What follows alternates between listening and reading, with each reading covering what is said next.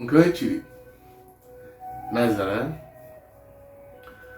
O nwere ihe ọzọ nchọ ka m kọwara anyị nwa bụ ndị Igbo nke na-agbụpụju anyị anya nke dị ukwuu,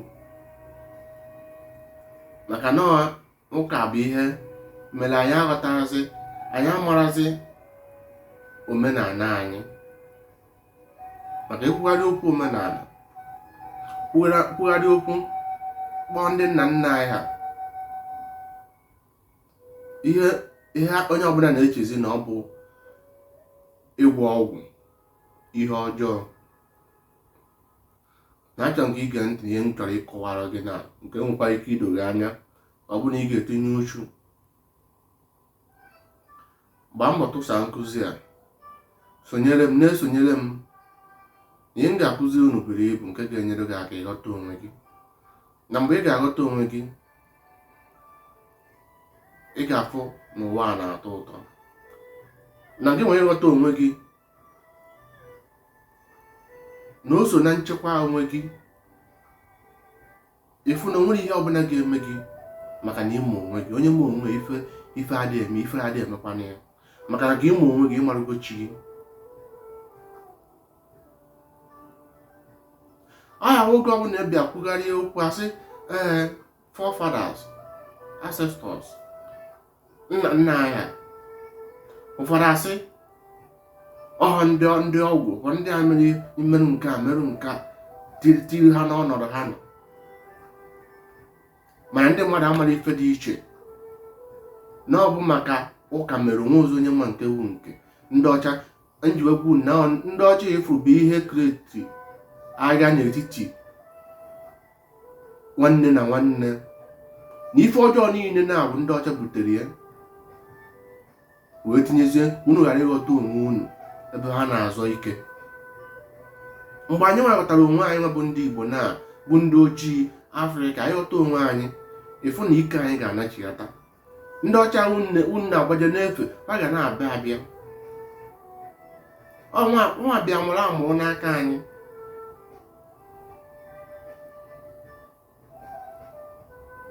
Mana a na-ekwu ya, ndị Igbo, ndị ochie, onwere onye dukia ego histri ịma ka obodo esi. Ọ bụrụ na ịgụgụ histri, onwe onye dukia ịghọta onwe ya, maka mgbe ịghọtara onwe gị, mmụọ gị ga-agbaziri gị ya.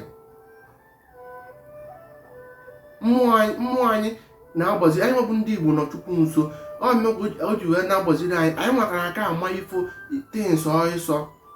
Ndị ọcha nwere ihe ahụ, ọ bụ eme ha ji wee n'ifo ha na-edo their own history. Mana ọ bụrụ na anyị bụ ndị Igbo, ọ na-aka edo anyị anya. Ifu mmụọ ebido gwa gị nna na ihe dị otu a, ihe dị otu a. Mana ụfọdụ ama ka mmụọ si agwa okwu.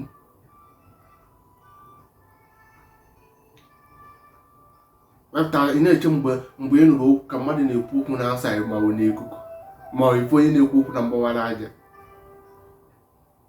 Achọrọ m ịkọwara unu ihe ị nwere ike ịghọta gbasara FOREFATHERS, nna nna anyị, ihe ịmara maka ya. Achọrọ m ka ị mata na mgbe ọbụla ekwuru okwu nna nna anyị, na anaghị ekwu ndị mere ajọ omume, na a na-ekwu ndị dobere iwu zoro ji usoro ahụ okuke, ndị ahụ mere ịfụta ụmụnne ya niile ị na-eri, ndị dobelu kwụwara aka ha ọtọ, anaghị emegide mmadụ ibe ha, anaghị emegide nwanne ha. Ndị ha wetacharụ ụmụ ihe niile ahụ kesi wee kụzie wee mee ị na-echekwa onwe gị, udo dị na ndụ gị. Ndị ahụ na-agwọsị ọya bụ ndị ahụ nwụsịrịnụ, ọfa ka a na-akpọ nna nna ya. Na ọ bụrụ ndị mere ihe ọjọọ gbusịa mmadụ, ndị agha ha bụrụ ya, anaghị agị ndị agha. Karịa mbọ na-ekwuru okwu nna nna ya, izu ọgwa ndị ọjọọ. Ọ bụrụ na imekwa ezigbo omume ruo tata, ụmụ gị ga-aga ịkwara na nna nna ya.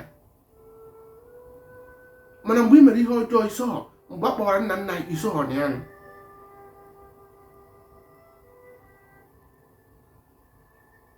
ndị a mere ezigbo omume ka ọ ga-abịa ịkpọ ndị ahụ ndị nọ Chukwu nso, maka na onye na-eme ezigbo omume ka ya na Chukwu na-anọ.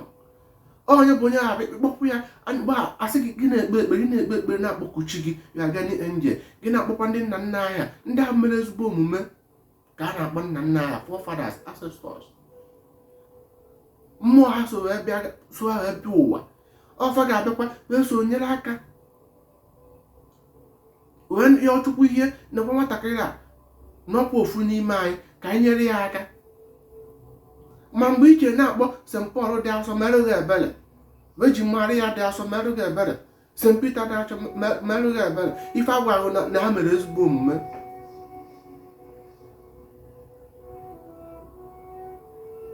Ị mara ndị a niile a na-akpọkwa ọ bụrụ na ekwu nọ ife ndị ọcha kreatiri their own ancestors ka ha manifest from ihe a mụtara na ndị nke anyị wee so mkpebezie na nke ha nwa na onwe ha ga-asọpụrụ unu, na ha na onwe ha ga-enyere unu, na ha na onwe ha ga-enyere unu aka, unu ha ga-asọpụrụ ha, ha nwere nyere unu aka.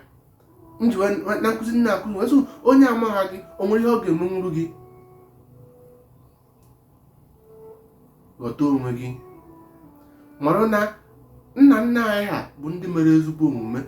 Mgbe ọbụla achọrọ m ka ihe adị na ntị gị na mgbe ọbụla ekwu forefathers ancestors ka ị mara nọọ ndị mere ezigbo omume, na ọ bụla ndị jụrụ onwe ha otu isi wee jụọ onwe gị si nọọ ndị ọcha. Mana a bịakwara gwa unu na onwekwa na Sọl nwa ji wee na-egbusikwa ndị mmadụ mechaa chegharịa wụrụ Pọl abaza ya Pọl. Ife ndị a niile ejide unu isi na-aghọrịka unu. Mgbe ibido mewe ezigbo omume a na ife ọjọọ adịrọ mma,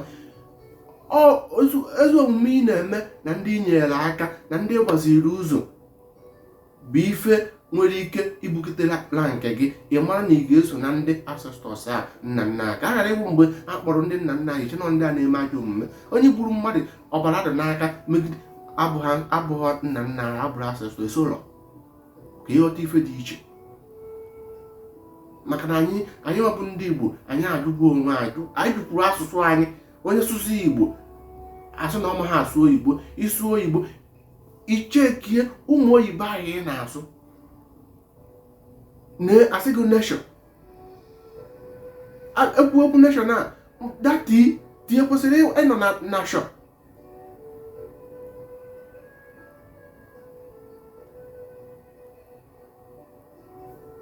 Tie kwesịrị ife niile dị n'ụwa bụ saa nọ bụrụ nọ ihe maka na ihe ndị niile ka ị mara na ife niile ife ụwa bụ ihe kreti ibi were na-akparị nwanne gị na ọ mara asụ na ọ mara nke a. Ife bụ onye Anambra kwuru okwu esi na nke ị mara na Anambra bụ n'ọha bụ dị turu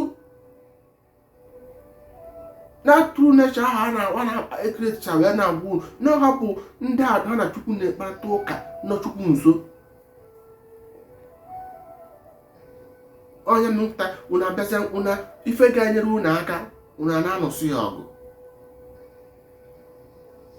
unu achọrọ ya jezie na-agbachiteru ihe na-egwu unu. Tụsasịa nkụzi ma shi ọkwa ndị ọyị gị ka ị na-alaiki na-esonyekwara m nọ maka ọdịna mma gị. Gbaa mbọ na-etinye nke nna akụzi n'ọrụ. Ghọta na nna nna anyị bụ ndị mere ezigbo omume na ọ bụrụ ndị mere ajọ omume.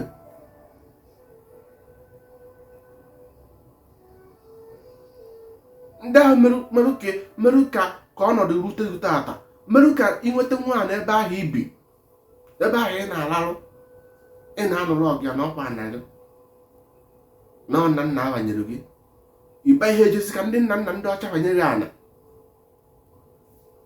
Uzu akọ n'uche gị, tụsasịa nkụzi a ka ọ ga-adịrị gị na mma, gbaa mbọ tinye ya n'ọrụ.